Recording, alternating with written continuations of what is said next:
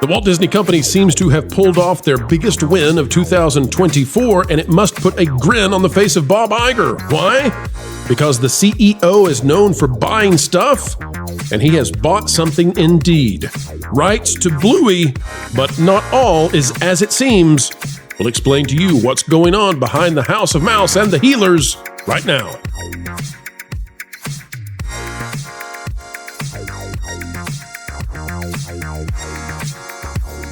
Hello, ladies and gentlemen. Welcome back to the channel that is full of jolly and fun, and maybe even some wassail too. Jonas, are you a fan of wassail? Is that wassail? Yes, I am. Wassail all over the town. I will wassail you for pronouncing it that way, sir. Bring us some figgy pudding and wassail too. Folks, we're going to get started today. You can help us afford the wassail by clicking the like button. And Jonas, we're talking about something good for Disney. For those who say we never do so, well, we do so, and we do so with glee when they give it to thee. And today is one of those such days, Bluey. It's being reported that Disney has bought the rights to Bluey. A lot of folks think Disney owns Bluey, but that's not true. Jonas, what's the real deal with how it is that Bluey's on Disney+? Ludo Studios makes it in Australia for the ABC, that is the Australian Broadcasting Company. They have a licensing agreement with BBC Studios, and BBC Studios has the international distribution rights, international to Australia, which they license to Disney in the United States. And that, ladies and gentlemen, is complicatified. But let's just say this, it doesn't matter because Bluey is the hottest children's property out there. In fact, Bluey is often the most popular TV show on streaming, not for the demographic of children, but for everything. And that means it's unlike almost anything we've ever seen before, because as much as we love Mr. Rogers was not the hottest TV show on any channel anywhere. Bluey is, and that puts it in a brand new category of preschool show that everybody's watching. Who would have ever thought it? Well, Disney is claiming now that they bought it, sort of. Here's the article out of That Park Place by Mr. Marvin Montanaro, or is it Senor? Bluey goes full Disney, movie in the works, plus theme park and cruise line adventures. The wording of this is important, folks. We'll explain. In a landmark move that expands the beloved Blue Healers world, Disney and BBC Studios have announced a comprehensive agreement to bring the internationally acclaimed animated series Bluey to the big screen, as well as to Disney's theme parks and cruises. Jonas, I'm going to just hold right there because you already know what the dealio is. The Disney theme parks and experiences division has picked up the rights to Bluey, and it's being reported one way by Disney and a slightly different way by the people who make Bluey, and it really matters. Jonas, what's all the clatter about? Well, since this is the day to talk about what clatter did arise, we don't want to be waffling on our wassailing here. But it sounds like the Disney company is saying the Disney Experiences division, as opposed to naming a specific park and resort. And when they're not specific, usually it means they're trying to hide some kind of information, or it seems like they're trying to hide some kind of information here. They definitely are getting Bluey on cruise ships, which are technically under the theme park division. And we believe that might mean meet and greets, right, Jonas? So they're going to get to add Bluey costumes to the cruises. Yes, and probably some kind of scavenger hunts there on the cruises. Things that we're not imagining they're going to retheme the Aqueduct or the Aquamouse or whatever the name of that attraction is on the cruise ships here. This is probably that they will, somewhere in all of the meet and greets, there will also be a Bluey meet and greet, which you can probably count on the Disney adults to bust in on that one as well. However, Jonas, because Disney Cruise Lines are under the banner of Disney Parks and Experiences, this is being presented as if Bluey will be now added to the theme parks. And we don't think that necessarily is true, and it has to do with what the makers of Bluey announced themselves. Can you walk us through it? Yeah, sure.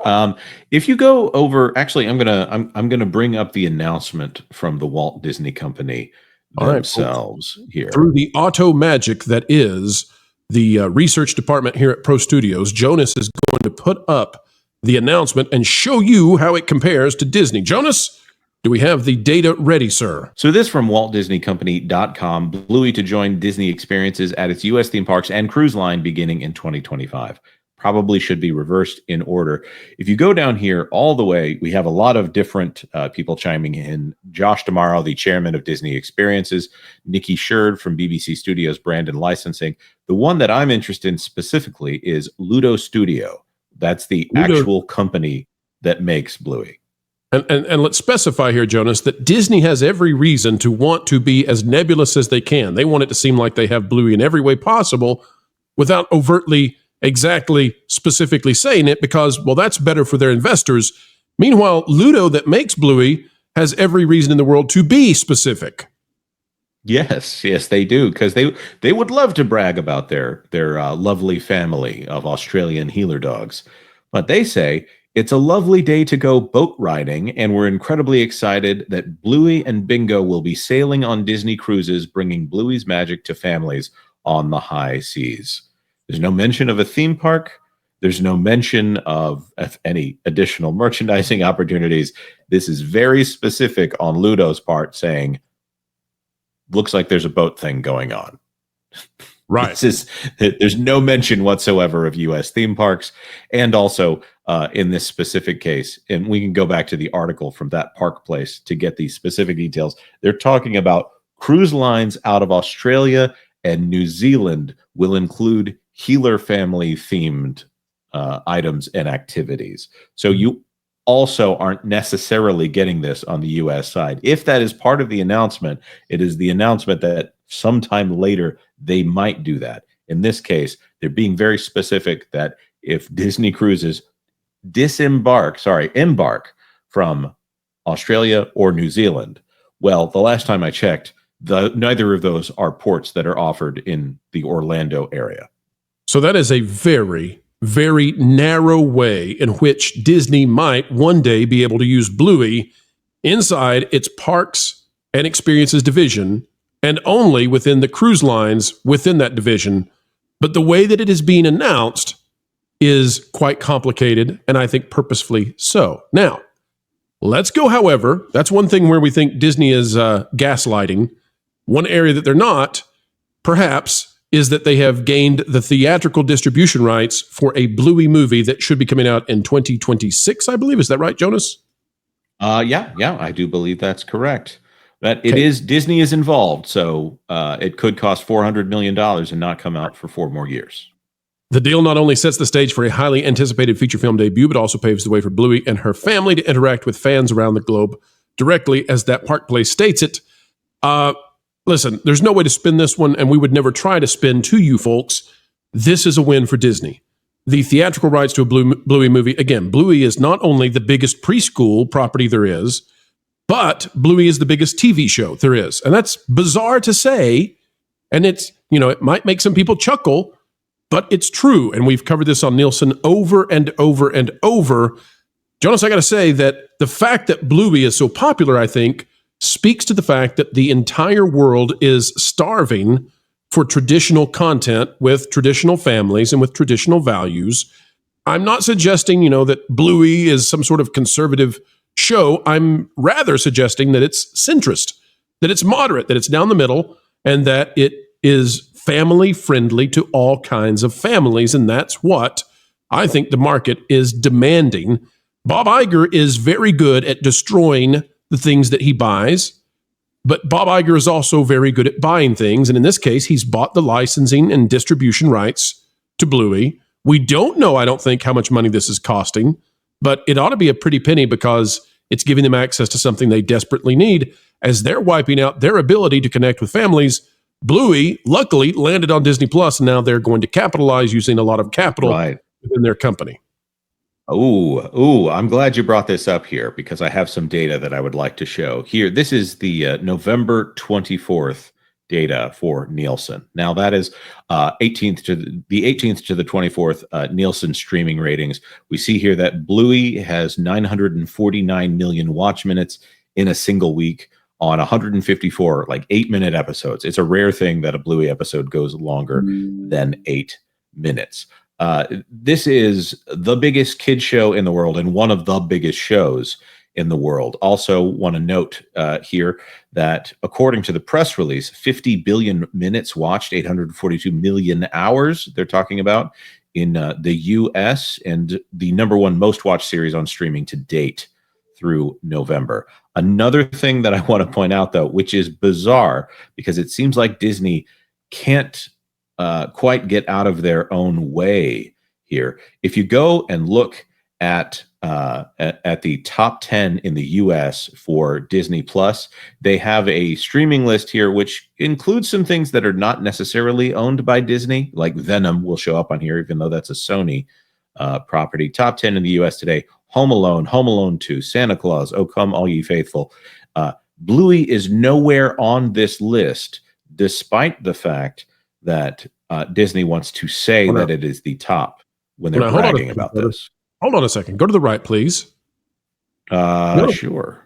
Jonas, nobody is watching Mufasa at the box office, and we know that Skeleton Crew is not even able to make it onto the subcategory ratings list for Nielsen. Seems to me that this top 10 in the U.S. might not be based on anything real. Is that right, no, Jonas? Yeah, I agree. This is marketing spin here. So this is not literally the top 10 viewed. This is just top 10 according to what Disney would wish to be the top 10 in some nebulous way that they'd never define. Like this is not based on any statistical data that we're aware of.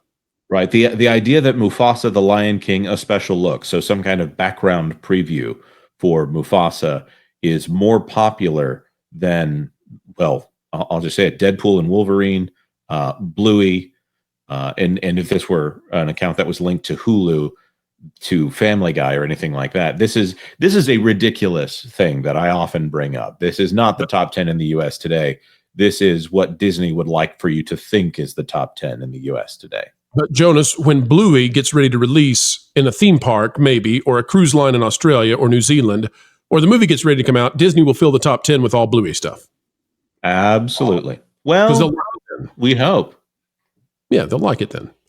By the way, folks, just a reminder, Bluey, as I said, I think is a what should we say? It's a reflection of the fact that the world is wanting to go back to the middle and the center and get away from the crazies, get away from the extremists. And Disney has destroyed so much of their content that they got to buy stuff like Bluey or the licensing rights thereof. This is an article out of the Salt Lake Tribune. I just want to bring this up because there could be the argument that, well, pro-Jonas Bluey appeals to conservatives and moderates, but not to the left. No. I think it appeals to almost everybody, and this article is proof of it. It says, opinion, Bluey is making me a better husband and father. Other men should take some notes from a cartoon dog who lives down under. It's by Ian Scott, and this article goes on to talk about how Bandit inspires lefties, I guess, and maybe the resties, I don't know, to adopt new gender roles in the household that go beyond what typical fathers of old would do. It's all about how the healers are teaching a new way to live. And yet, none of that appears to be in the show. It's just that because they are universal storytellers, it seems to me that it's open to people of all different backgrounds to see the best as they might see the world and then interpret the show in the best way possible for them and their families. And that's why this is a real winner. Jonas, I'll give you the last word on it. No, and I'm glad you brought this article up. That's one of the great things about the show. I'm a full-throated advocate for the show Bluey here. I think it's great. I think it teaches family values. There are a lot of stories here that speak to how precious it is to have your kids and your family in your house together. And that's something that I think that a lot of Hollywood and a lot of television has kind of lost because they've kind of taken it for granted. And they want to talk about the idea of, we need to be accepting of all these other things. And they have left the important aspects of family behind. I've said this on other channels recently, but they've taken Western civilization and the bedrock concepts there and the things that you can really only contemplate when you think you are from a place of security. You can entertain those more peculiar economic ideas and more peculiar ideas about what a family could be only when you have the real thing sitting there waiting for you. So trying to destroy that is folly. Folly indeed. And if I had to pick one of these kids' content things to be promoted around the world, I'll go with Bluey instead of Miss Rachel I don't know. It's just me. I don't want to be mean to Miss Rachel, but I like Bluey. I like Yeah, that. I'm fine with that. Yeah. Folks, we'd be fine with it if you'd click the like button, share, subscribe, click it, and stick it to the algorithms. It's the notification bell. Drop a comment down below. Let us know your thoughts. Share with us, what would you hope to be in a Bluey movie? And were you tricked, shocked, surprised, taken aback by Disney statements that turned out not to be necessarily totally, absolutely true, if read in the literal sense? Well, we're not. And we're happy to bring it to you. Folks, until the next time we have the honor of spending time with you, keep learning, keep growing, stay cheeky, and keep having fun. Wilton, you know you're not allowed in the kitchen. And, it smells like burning dog hair. What are you doing in here? Well, I got a DM from Slade Wilson on how to roast Jonas. I mean, I didn't bother reading it, because I already have the perfect plan. Wait a minute. So you're challenging Slade? Well, not really. It's more like what Caffeine Kennedy and Kevin Feige do to Disney. A tag team of destruction. Plus, we're also making sure that everyone knows to subscribe to WDW Pro this Christmas. Well, I appreciate you helping Pro, but doing one good thing does not make up for both of you doing a bad thing. Pro's making sure everyone gets accurate information and stays ahead of the culture curve, but, oh man, what is that smell? You're not really... Oh, yeah, no, I'm literally roasting Jonas in the oven. I mean, it was kind of confusing where we were going with that line of questioning in the first place. Roasting someone's a figure of speech. You don't actually cook them. Oh my, hang on, Jonas.